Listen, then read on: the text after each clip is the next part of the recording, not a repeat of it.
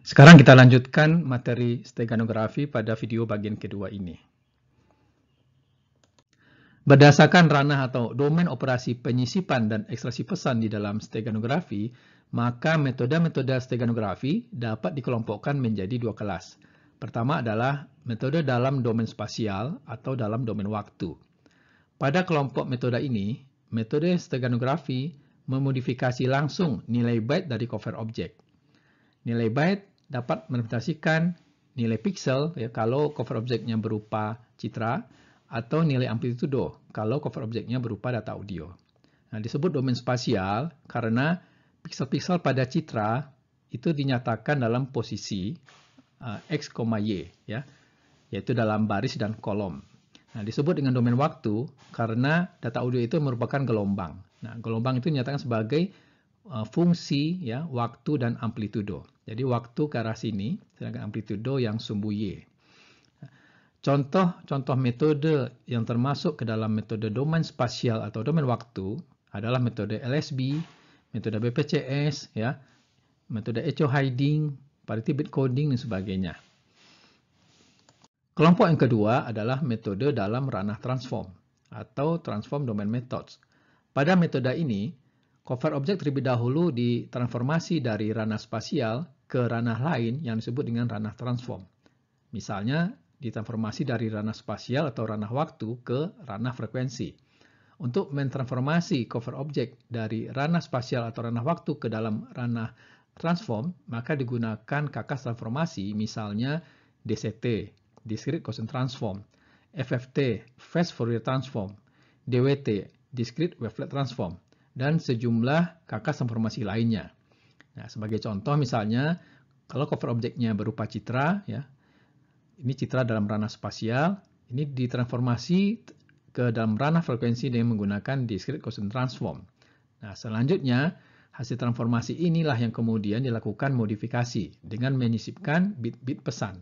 Selanjutnya, setelah disisipkan bit-bit pesan, dilakukan inverse transformasi, yaitu inverse Discrete Gaussian Transform untuk mentransformasi sinyal dari ranah frekuensi ini ke dalam ranah spasial. Contoh metode steganografi yang termasuk ke dalam metode dalam ranah transform ini adalah metode split spectrum. Tetapi di dalam kuliah ini kita hanya membahas satu metode saja, yaitu metode dalam ranah spasial, yaitu metode modifikasi LSB atau sering disingkat juga dengan metode LSB. Sebelum kita membahas seperti apa metode LSB itu, kita harus memahami terlebih dahulu struktur dari cover objek. Nah, misalnya kalau cover objeknya berupa citra digital, kita harus memahami bagaimana citra digital tersebut disusun oleh sejumlah elemen gambar. Suatu citra digital itu disusun oleh sejumlah pixel. Pixel itu singkatan dari picture element. Nah, jadi kalau dibayangkan, pixel itu seperti kumpulan kotak-kotak kecil seperti ini. Ya. Jadi kalau misalnya citra berukuran atau punya resolusi 1200 x 1500, itu berarti citra tersebut memiliki 1200 x 1500 pixel atau 1.800 pixel. Semakin tinggi resolusinya atau semakin tinggi ukurannya ini berarti semakin banyak ya, jumlah pixelnya, semakin bagus kualitas gambarnya. Setiap pixel itu dinyatakan dalam sejumlah bit ya. Jadi setiap pixel itu panjangnya adalah n bit. Kalau setiap pixel itu panjangnya 1 bit, maka citra yang dihasilkan adalah citra biner atau binary image. Kalau setiap pixel itu dinyatakan panjangnya dalam 8 bit, ya 8 bit per pixel, maka citranya itu berupa citra grayscale atau citra abu. Nah, kalau satu pixel itu direpresentasikan dalam 24 bit, maka citra yang dihasilkan adalah citra true color. Nah, ini sebuah pixel ya. Sebagai contoh, ini adalah 3 buah citra Lena dengan representasi bit yang berbeda setiap pixelnya. Lena adalah nama gadis fotomodel di dalam gambar ini. Kalau satu pixelnya 1 bit, maka citra biner. Ini adalah citra grayscale 1 pixel 8 bit atau 1 byte. ini adalah citra true color 1 pixel 24 bit atau 3 byte. Jadi dapat dilihat di sini, semakin panjang jumlah bit per pixelnya, semakin kaya informasi yang ditampilkan pada citra tersebut. Kita ambil contoh pada citra 24 bit. Ya. Citra yang disebut juga dengan true color atau real image. 1 pixel panjangnya 24 bit. Nah, setiap pixel ini disusun oleh 3 komponen warna, yaitu red, green, dan blue atau RGB. Satu komponen warna ini panjangnya 8 bit ya, atau 1 byte. Sehingga 1 pixel ini direpresentasikan sebagai 24 bit. Nah, kombinasi dari warna red, green, dan blue ya, itu akan menghasilkan warna yang dipersepsi oleh mata kita. Pada citra digital, nilai pixel pada posisi koordinat X, Y itu menyatakan intensitas nilai keabuan pada posisi tersebut. Jadi misalnya pada posisi X sama dengan 100, Y 50, yaitu pada koordinat 100,50, misalnya nilainya adalah 175, itu berarti nilai pixel pada posisi tersebut, nilai keabuannya adalah 175. Nah, pada citra grayscale, misalnya, nilai keabuan itu dinyatakan dalam integer yang berukuran 1 byte. Nah, 1 byte berarti 8 bit. Nah, sehingga rentang nilai yang dapat direpresentasikan dalam 1 byte ini adalah dari 0 sampai 255. Sedangkan pada citra berwarna 24 bit, setiap pixel terdiri dari komponen red, green, dan blue. Sehingga setiap pixelnya berukuran 3 byte atau 24 bit. Mari ingat kembali bahwa di dalam setiap byte yang panjangnya 8 bit, bit-bitnya tersusun dari kanan ke kiri dalam urutan yang paling berarti atau most significant bit atau MSB hingga bit-bit yang kurang berarti atau least significant bits atau LSB. Jadi bit-bit tersebut ya dari kiri ke kanan itu menyatakan bit yang paling berarti ya MSB hingga bit yang kurang berarti. Jadi kalau kita nyatakan susunan bit itu dengan penomoran B0, B1, B2, B3, B4, B5, B6, B7, maka B7 ini adalah bit MSB, sedangkan B0 ini adalah bit LSB. Ya. I1 ini adalah MSB, 0 adalah LSB. Jika setiap bit KI dari posisi MSB hingga ke LSB pada setiap pixel kita ekstrak, lalu kita plot ke dalam setiap bit plane atau matriks bit, ya, maka kita akan memperoleh 8 buah citra biner. Nah, misalnya kalau citranya berupa citra kameramen, ya, ini namanya citra kameramen. Kemudian untuk setiap pixel dalam citra ini kita ambil bit ke-7 yaitu bit MSB, kemudian kita masukkan ke dalam sebuah bit plane atau matriks, maka kita akan memperoleh gambarnya seperti ini ya, citra binernya. Ini bit plane ke-7. Kalau misalnya kita ambil adalah bit ke-6 pada setiap pixel, kemudian kita masukkan ke dalam sebuah bit plane atau matriks, maka kita akan memperoleh bit plane 6. Ya. Begitu juga untuk bit plane 5, ini diambil dari bit ke-5 pada setiap pixel. Ya. Di dalam gambar ini, kemudian kita masukkan ke dalam sebuah bit plane atau matriks, maka kita akan memperoleh gambar bit plane 5. Begitu seterusnya untuk bit ke-4, setiap pixel, bit ke-3, bit ke-2, bit ke-1, dan bit 0, ya, bit LSB ini. Dapat dilihat dari 8 buah bit plane ini bahwa semakin ke kanan, yaitu semakin menuju LSB, gambarnya sudah semakin tidak dikenali. Pada bit plane 7, gambar originalnya masih bisa dikenali. Ya. Pada bit plane 6 masih bisa dikenali. Tetapi semakin menuju bit plane yang menuju LSB, gambarnya sudah tidak dikenali lagi. Coba perhatikan bit plane LSB, yaitu bit plane yang ke-0, ya, yang ini. Ini akan tampak seperti citra acak atau random image. Nah, bit plane LSB ini merupakan bagian yang redundan pada citra. Artinya, kalau kita memodifikasi atau mengubah bit pada bagian LSB ini tidak akan mengubah persepsi citra secara keseluruhan. Ya. Jadi, inilah yang mendasari metode steganografi yang paling sederhana, yaitu metode modifikasi LSB atau disingkat dengan metode LSB. Metode LSB merupakan metode steganografi dalam ranah spasial yang paling populer. Metode ini memanfaatkan kelemahan indera visual manusia dalam mengamati perubahan sedikit pada gambar. Maksudnya, kalau dalam sebuah citra dilakukan perubahan yang sedikit saja, ya, maka mata manusia tidak dapat mendeteksi adanya perubahan tersebut. Nah, kalau kita lihat pada bit plane LSB, yaitu bit plane yang ke-0 ini, kalau kita ubah bit-bitnya, maka citranya ya tetap saja akan berbentuk seperti citra random, ya, citra acak seperti itu. Jadi ide dari metode LSB ini adalah kita mengganti bit LSB dari pixel dengan bit-bit pesan. Nah, sebab mengubah bit LSB itu hanya akan mengubah nilai byte ya pada pixel tersebut menjadi satu lebih tinggi atau satu lebih rendah dari nilai sebelumnya. Jadi misalnya nilai pixel sebelumnya adalah 121, kemudian kita ganti bit LSB-nya ya dari 1 menjadi 0, maka nilai pixelnya hanya turun 1 yaitu 120. Nah, perubahan nilai menjadi 1 lebih tinggi atau 1 lebih rendah ya, itu hanya akan mengubah persepsi warna yang sangat kecil dan ini tidak dapat dideteksi oleh mata manusia ya. Artinya tidak berpengaruh terhadap persepsi visual atau kalau dia berupa audio tidak berpengaruh terhadap pendengaran kita. Sebagai contoh perubahan bit-bit LSB, misalnya pada citra ini, semua bit LSB-nya dibalikkan dari semula 0 menjadi 1 atau dari semula 1 menjadi 0. Maka citra yang dihasilkannya ya, itu tidak berubah secara signifikan ya. Secara visual mata kita tidak dapat membedakannya. Ya.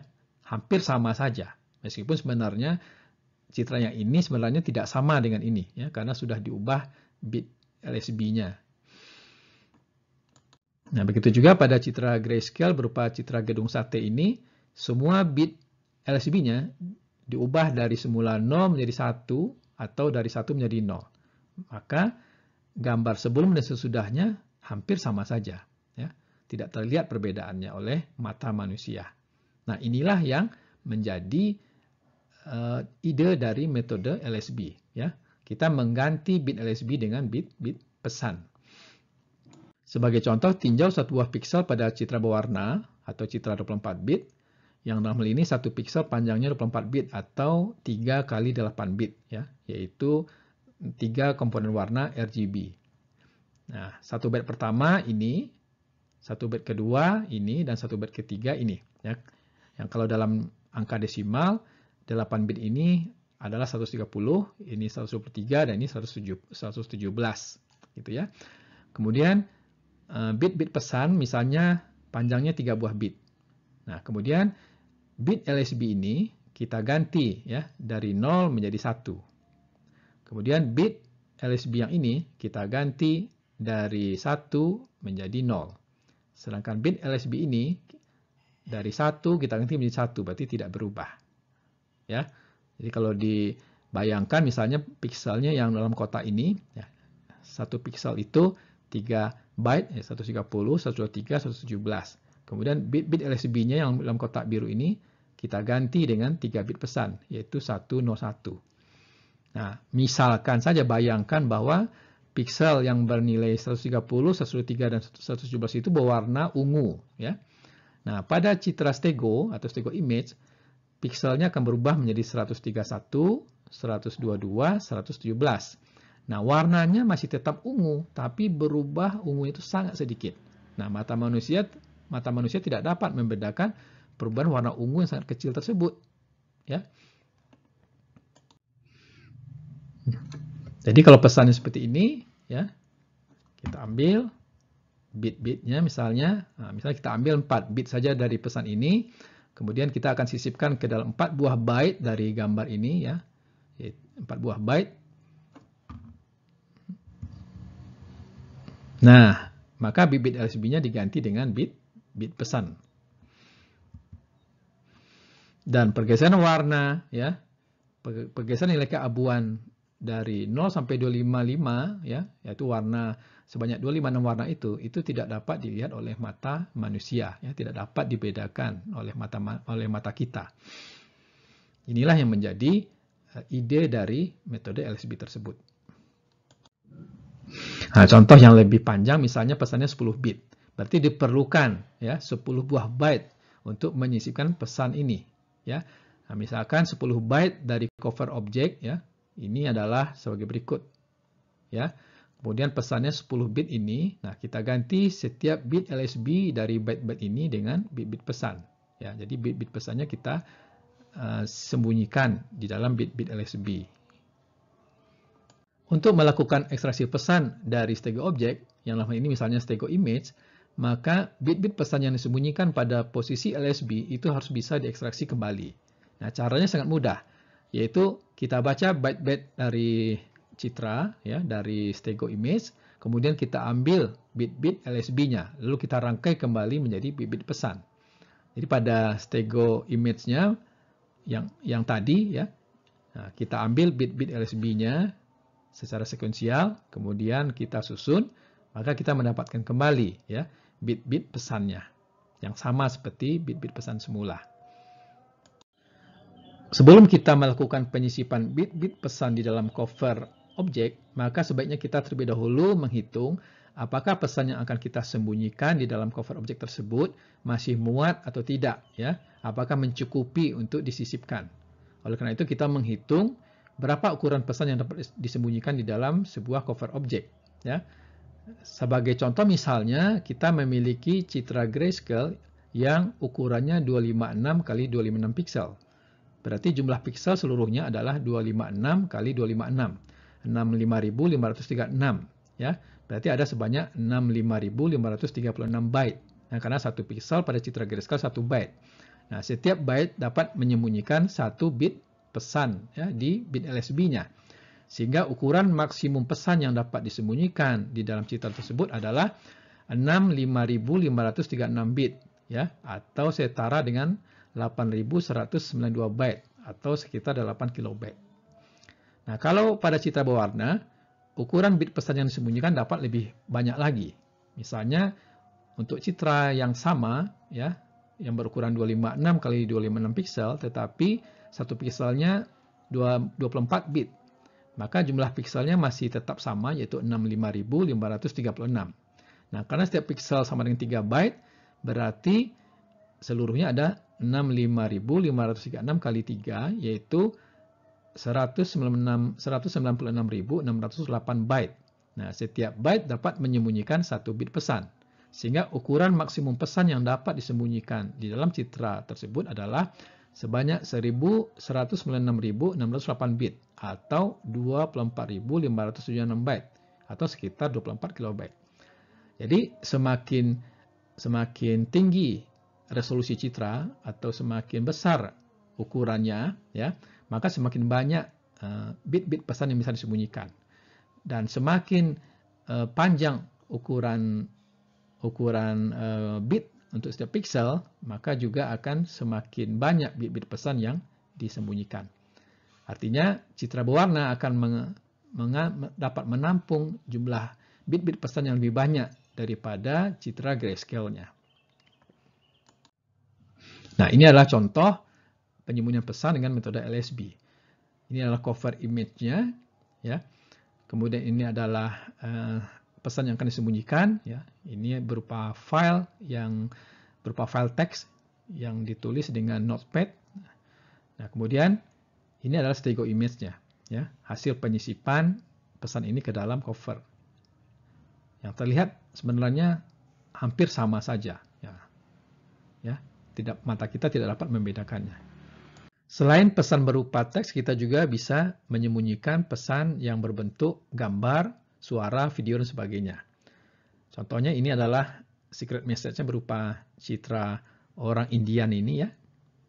Kemudian covernya adalah citra Lena yang ukurannya 512 kali 512 pixel, 1 pixel 24 bit, ya. Ukurannya 769 kilobyte. Nah, ini adalah stego image-nya, ya. Lihat, ya. Ini sama, ya, hampir sama, ya. tidak bisa kita bedakan. Kemudian kalau kita ekstraksi kembali dari stego image ini, kita akan memperoleh kembali gambar yang disisipkan. Ya. Metode LSB memiliki beberapa varian sebagai berikut. Pertama adalah LSB secara sekuensial. Pada varian ini, bit-bit pesan disembunyikan secara sekuensial pada piksel-piksel citra. Kalau misalnya cover objeknya adalah berupa citra.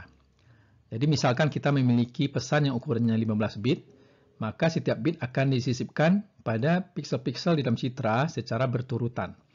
Bit pertama disisipkan pada piksel pertama, bit kedua pada piksel kedua, bit ketiga pada piksel ketiga, begitu seterusnya, ya, sampai seluruh bit ini disisipkan pada piksel-piksel di dalam citra. Untuk mengekstraksi pesan dari stego image, maka piksel-piksel citra dibaca secara sekuensial, mulai dari piksel pertama sampai piksel yang menyimpan bit pesan terakhir. Kita ambil setiap byte dari piksel, lalu kita ekstraksi bit LSB-nya.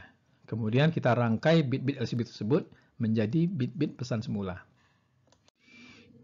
Yang kedua adalah varian LSB secara acak. Nah, jadi untuk membuat penyembunyian pesan menjadi lebih aman, maka bit-bit pesan tidak disimpan pada piksel-piksel secara berurutan, namun dipilih secara acak. Jadi pada piksel mana yang akan disembunyikan, itu akan ditentukan dengan menggunakan pembangkit bilangan acak. Pembangkit bilangan acak ini digunakan untuk membangkitkan sederetan bilangan acak, yang dalam hal ini setiap bilangan acak menyatakan posisi piksel di dalam citra. Untuk membangkitkan bilangan acak digunakan umpan, ya. Nah, umpan ini atau seed ini akan berlaku sebagai stego key, ya, kunci untuk penyembunyian pesan dan ekstraksi pesan. Misalnya jika cover objeknya berupa citra grayscale yang berukuran 8x8, berarti seluruhnya ada 64 byte, ya, karena satu piksel adalah 1 byte. Dan pesan misalnya berukuran 15 bit. Maka bit-bit pesan itu akan disisipkan pada piksel-piksel yang acak. Ya, misalkan posisi piksel yang akan disisipkan itu sudah ditentukan secara acak dengan menggunakan pembangkit bilangan acak. Jadi bit pertama disisipkan di sini, bit kedua di sini, bit ketiga di sini, bit keempat di sini, demikian seterusnya.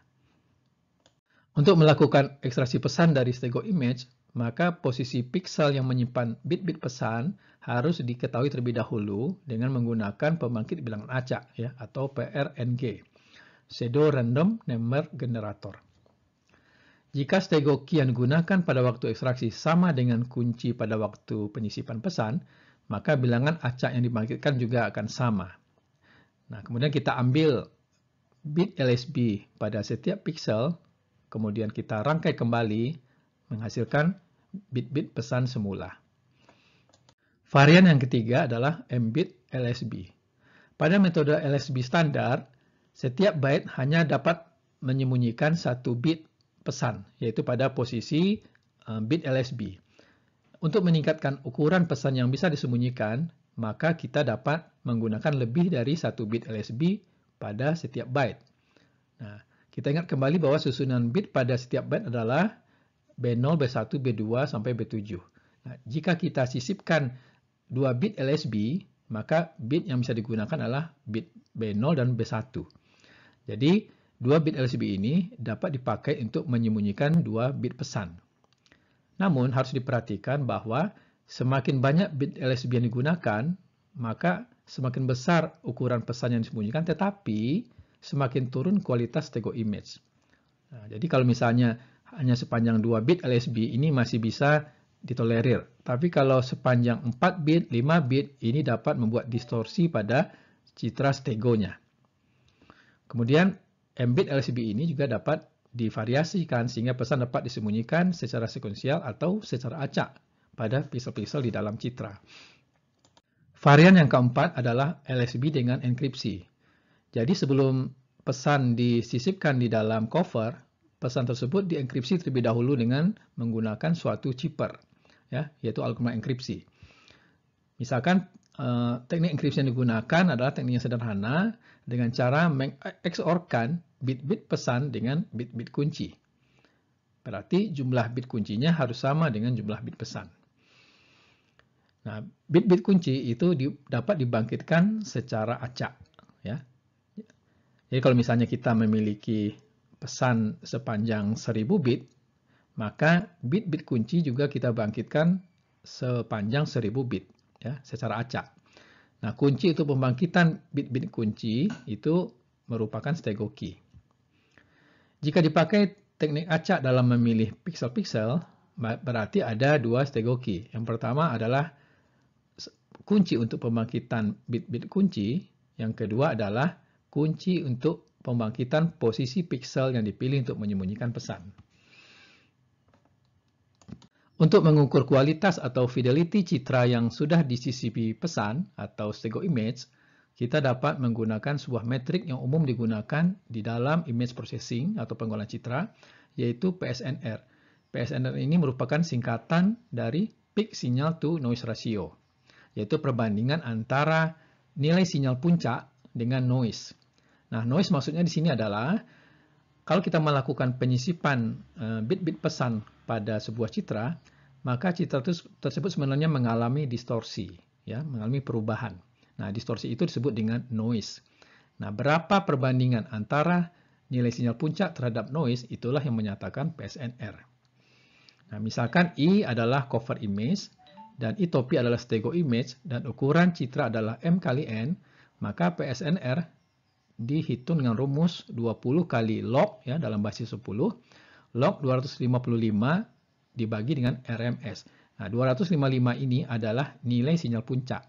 Artinya pada sebuah citra dengan pikselnya adalah 1 byte, ya, maka nilai maksimum byte itu adalah 255. Nah, RMS ini adalah noise, ya. Noise ini dihitung dengan rumus akar dari C per M kali N, ya, dikali dengan sigma, ya, IJ dikurang IJ topi dikuadratkan. Nah, ini maksudnya adalah selisih antara nilai piksel citra cover dengan nilai piksel citra stego, ya, kemudian dikuadratkan.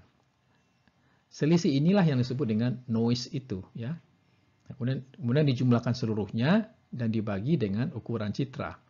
Nah, RMS ini merupakan singkatan dari root mean square, ya, yaitu akar dari rata-rata nilai mean ini. Satuan PSNR adalah desibel, misalnya 40 desibel, 38 desibel, dan sebagainya. Kalau kita lihat dari rumusnya ini, PSNR berbanding terbalik dengan RMS. Ya. RMS menyatakan noise. Ya. Kalau PSNR-nya besar, itu berarti RMS-nya kecil. Nah, RMS yang kecil berarti dua buah citra memiliki hanya sedikit perbedaan. Jadi, setelah kita menyisipkan bit-bit pesan di dalam cover, maka noise yang ditimbulkannya itu hanya sedikit. Nah, akibatnya PSNR-nya menjadi besar. Sedangkan PSNR yang kecil itu mengindikasikan nilai RMS ini besar. Artinya noise yang ditimbulkannya itu besar. Ya. RMS yang besar berarti kedua citra memiliki perbedaan yang besar. Artinya setelah menyisipkan bit-bit pesan ke dalam cover, citra tersebut mengalami degradasi, ya, penurunan kualitas. Nah, biasanya PSNR yang dapat diterima atau ditoleransi adalah jika lebih besar dari 30. Jadi kalau kecil dari 30, berarti pengolahan citra menghasilkan citra yang memiliki degradasi, ya. Tapi kalau di atas 30, maka pengolahan citra itu masih bisa diterima. Informasi apapun asalkan dalam bentuk digital bisa disembunyikan di dalam sebuah cover. Misalnya covernya adalah citra ini.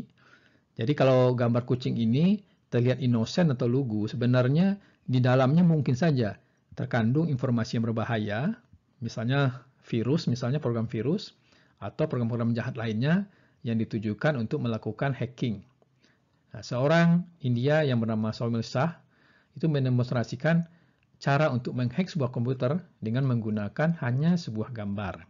Jadi di dalam gambar ini disisipkan sebuah program.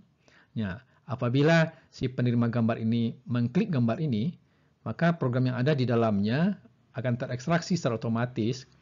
Kemudian program tersebut dapat membaca informasi penting di dalam komputer, lalu mengirimkannya lewat email. Nah, teknik ini dinamakan dengan Stegosploit. Silakan baca papernya di sini. Ya.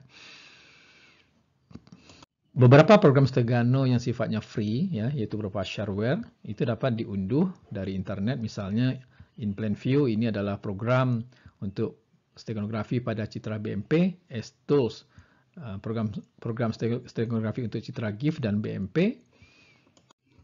Atau kalau ingin mengetahui 100 kakak steganografi, ya, 100 program steganografi bisa dilihat dari situs ini. Ya, ini adalah beberapa program yang terdapat di dalamnya. Nah, ini adalah beberapa situs populer tentang steganografi. Oke, demikianlah pembahasan kita ya, di dalam video bagian kedua ini tentang steganografi. Nanti kita akan lanjutkan pada video bagian ketiga. Saya ucapkan selamat belajar ya, dan terima kasih.